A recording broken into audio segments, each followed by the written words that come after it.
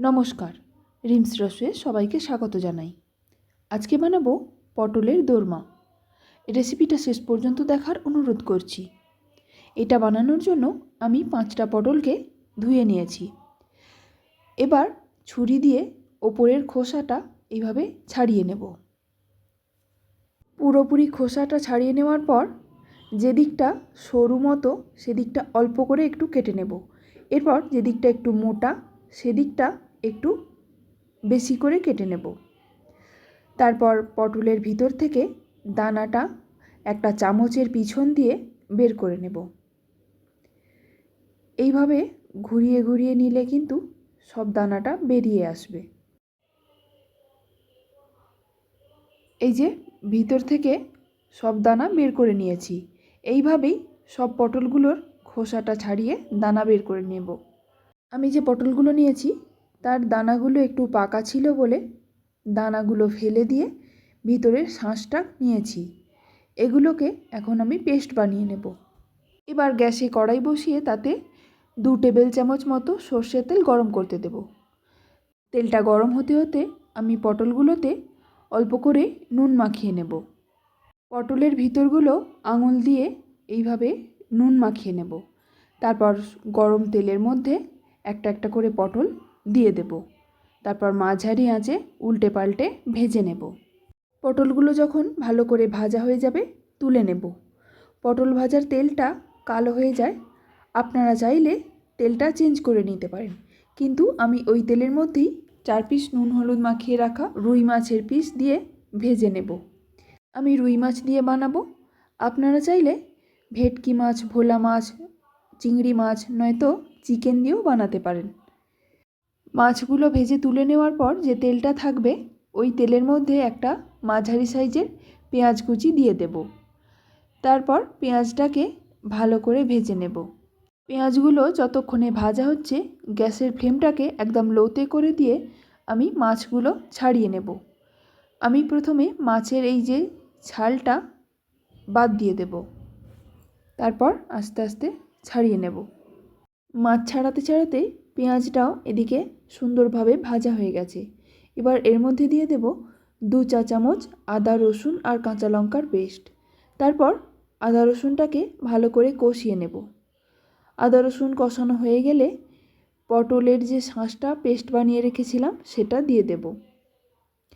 তারপর এটাকেও ভালো করে মশলার সঙ্গে রান্না করে নেব। এবার এর মধ্যে দিয়ে দেব 1/2 চা চামচের কম হলুদ গুঁড়ো, কাশ্মীরি লঙ্কার গুঁড়ো আর জিরের গুঁড়ো। তারপর আরও একবার ভালো করে মিশিয়ে নেব। ভালো করে মেশানোর পর এর মধ্যে দিয়ে দেব অল্প একটু কাজু আর কিশমিশ কুচি। তারপর আরও 1 মিনিট মতো নাড়াচাড়া করে নিয়ে এতে দিয়ে দেব কাঁটা ছাড়িয়ে রাখা মাছ। এখন মশলার সঙ্গে মাছটাকে ভালো করে মিশিয়ে নেব। তারপর এর মধ্যে দিয়ে দেব অল্প একটু নুন। মাছে আগে থেকে নুন মাখানো ছিল, তাই নুনটা বুঝে দিতে হবে। তারপর আরও কিছুক্ষণ নাড়াচাড়া করে নিয়ে নামিয়ে নেব।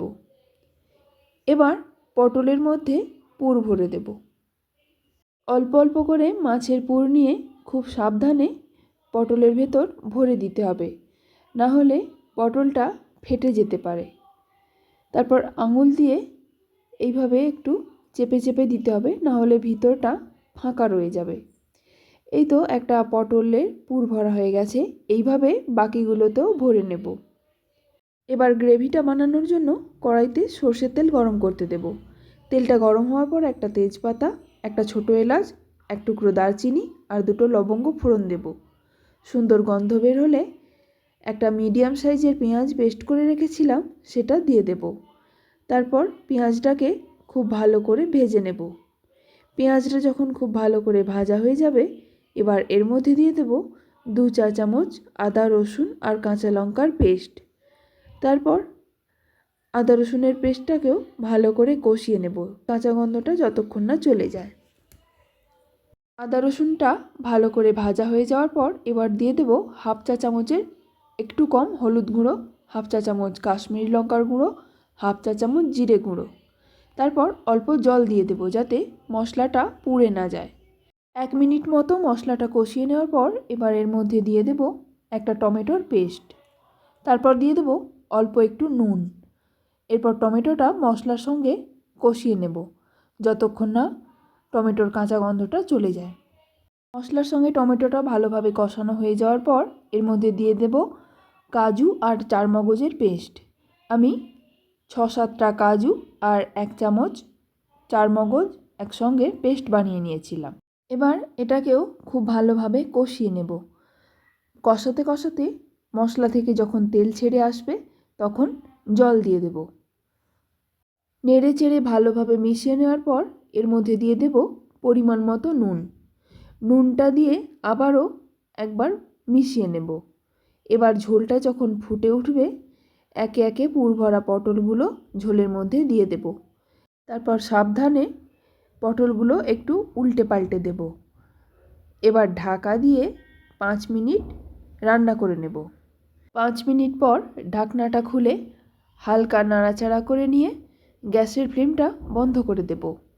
তারপর এর মধ্যে দিয়ে দেব গরম মশলার গুঁড়ো আর ঘি। তারপর ভালো করে মিশিয়ে নামিয়ে নেব।